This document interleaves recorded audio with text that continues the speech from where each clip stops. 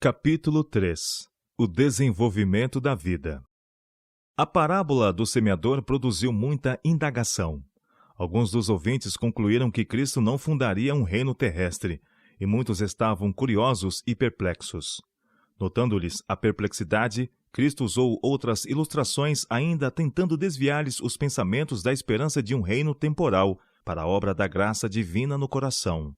E dizia: O reino de Deus é assim, como se um homem lançasse semente à terra, e dormisse, e se levantasse de noite ou de dia, e a semente brotasse e crescesse, não sabendo ele como. Porque a terra por si mesmo frutifica, primeiro a erva, depois a espiga, e por último o grão cheio na espiga. E quando já o fruto se mostra, mete-lhe logo a foice, porque está chegada a ceifa.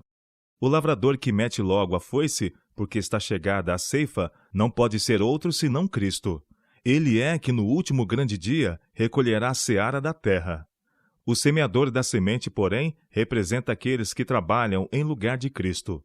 Da semente se diz que brotou e cresceu, não sabendo ele como, e isto não pode referir-se ao Filho de Deus.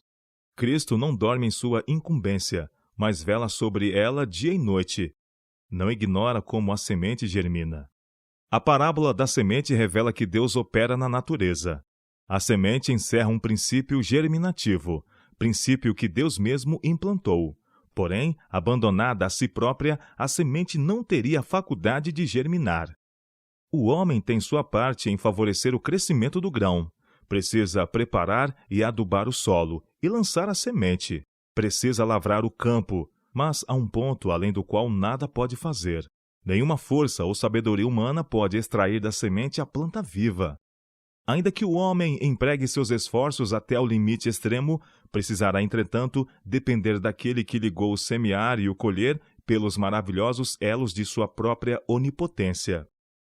Há vida na semente e força no solo, mas se o poder infinito não for exercido dia e noite, a semente não produzirá colheita. A chuva precisa ser enviada para umedecer os campos sedentos. O sol precisa comunicar calor, e a eletricidade precisa ser conduzida à semente enterrada. A vida que o Criador implantou, somente Ele pode despertar. Toda semente germina e toda planta se desenvolve pelo poder de Deus. Porque como a terra produz os seus renovos, e como o horto faz brotar o que nele se semeia, assim o Senhor Jeová fará brotar a justiça e o louvor. Isaías capítulo 61, verso 11. Como no semear natural, assim é no espiritual. O professor da verdade deve procurar preparar o solo do coração. Precisa lançar a semente, mas a força que somente pode produzir vida vem de Deus. Há um limite além do qual os esforços humanos são em vão. Embora devamos pregar a palavra, não podemos comunicar o poder que vivificará a alma e fará brotar justiça e louvor. Na pregação da palavra, precisa haver a operação de um agente que supera as forças humanas. Somente pelo Espírito Divino será a palavra viva e poderosa para renovar a alma para a vida eterna. Isto é o que Cristo buscava incutir em seus discípulos. Ensinava que nada que possuíam em si mesmos podia dar êxito a seus labores, mas o miraculoso poder de Deus é que torna eficaz sua palavra. A obra do semeador é uma obra de fé. Poderá ele não compreender o mistério da germinação e do crescimento da semente. Todavia, tem confiança nos instrumentos pelos quais Deus faz a vegetação florescer. Lançando a semente à terra, desperdiça aparentemente o precioso cereal, que podia fornecer pão para sua família. Mas somente renuncia a um bem presente, em troca de uma devolução maior. Espalha a semente, esperando recolhê-la multiplicada numa colheita abundante. Assim deve agir os servos de Cristo, aguardando a colheita da semente lançada à terra. A boa semente pode por algum tempo jazer despercebida no coração frio, egoísta e mundano, sem dar demonstração de haver se enraizado. Porém, mais tarde, tocando o Espírito de Deus à alma, a semente oculta brota, e finalmente produz frutos para a glória de Deus. Não sabemos durante toda a vida qual prosperará, se esta ou aquela. Isso não é de nossa alçada. Façamos nosso trabalho e deixamos os resultados com Deus. Pela manhã, semeia a tua semente, e à tarde não retires a tua mão. Eclesiastes capítulo 11, verso 6. O grande concerto de Deus declara: enquanto a terra durar, sementeira e cega não cessarão. Gênesis capítulo 8, verso 22. Confiante nesta promessa, o lavrador ara e semeia. Com não menos confiança devemos labutar na sementeira espiritual, confiantes em sua declaração. Assim será a palavra que sair da minha boca. Ela não voltará para mim vazia, antes fará o que me apraz e prosperará naquilo para que a enviei. Aquele que leva a preciosa semente, andando e chorando, voltará sem dúvida com alegria, trazendo consigo os seus molhos. Isaías capítulo 55, verso 11 e Salmo capítulo 126, verso 6. A germinação da semente representa o início da vida espiritual, e o desenvolvimento da planta é uma bela figura do crescimento cristão. Como ocorre na natureza, assim é na graça. Não pode haver vida sem crescimento. A planta precisa crescer ou morrer. Como seu crescimento é silencioso e imperceptível, mas constante, assim é o desenvolvimento da vida cristã. Nossa vida pode ser perfeita em cada fase de desenvolvimento. Contudo, haverá progresso contínuo se o propósito de Deus se cumprir em nós. A santificação é obra de toda uma vida. Multiplicando-se as oportunidades, ampliar-se-á nossa experiência e crescerá nosso conhecimento. Tornar-nos-emos fortes para assumir as responsabilidades, e nossa maturidade será proporcional aos nossos privilégios. A planta cresce recebendo o que Deus provê para sustentar-lhe a vida. Aprofunda as raízes no solo. Sorve o sol, o orvalho e a chuva. Aure as propriedades vitalizantes do ar. Assim deve crescer o cristão, cooperando com os agentes divinos. Sentindo o nosso desamparo, devemos aproveitar todas as oportunidades que se nos deparam para ganhar uma experiência mais rica.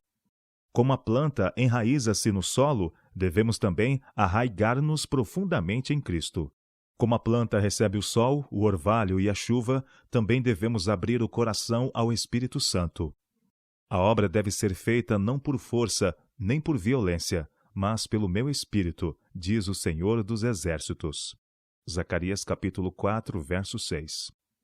Se conservarmos a mente firmada em Cristo, Ele a nós virá como chuva serôdia, que rega a terra. Como o sol da justiça, levantar-se-á sobre nós, trazendo a salvação debaixo das suas asas. Floresceremos como o lírio, seremos vivificados como o trigo, e floresceremos como a vide.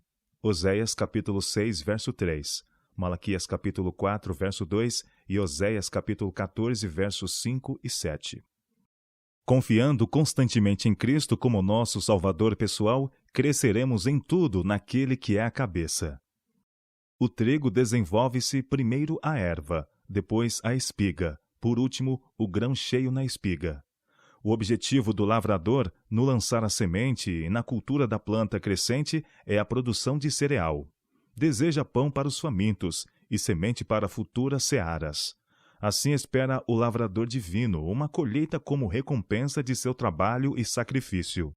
Cristo procura reproduzir-se no coração dos homens e faz isto por intermédio daqueles que nele creem. O objetivo da vida cristã é a frutificação, a reprodução do caráter de Cristo no crente, para que se possa reproduzir em outros. A planta não germina, não cresce nem produz frutos para si mesma, mas para dar semente ao semeador e pão ao que come. Isaías capítulo 55, verso 10.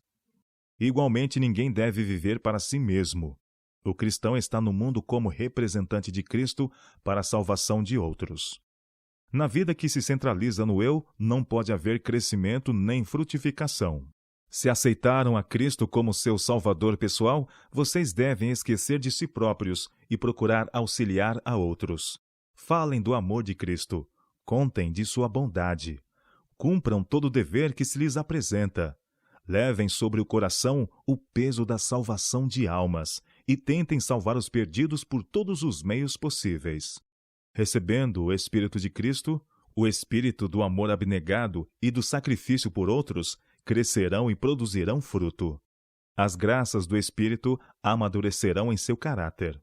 Sua fé aumentará, Suas convicções aprofundar-se-ão. Seu amor será mais perfeito. Mais e mais refletirão a semelhança de Cristo em tudo que é puro, nobre e amável. O fruto do Espírito é caridade, gozo, paz, longanimidade, benignidade, bondade, fé, mansidão, temperança. Gálatas capítulo 5, versos 22 e 23. Este fruto jamais perecerá, antes produzirá uma colheita de sua espécie para a vida eterna.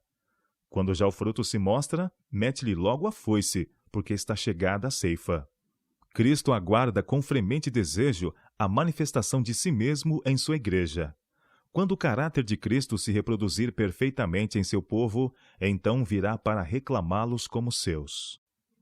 Todo cristão tem o privilégio não só de esperar a vinda de nosso Senhor Jesus Cristo, como também de apressá-la.